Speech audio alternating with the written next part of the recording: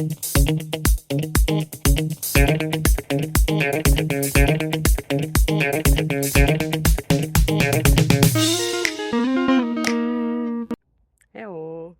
So today is sports day, so it's time to do something for us, for our body, and of course for our mind. So how about this next question?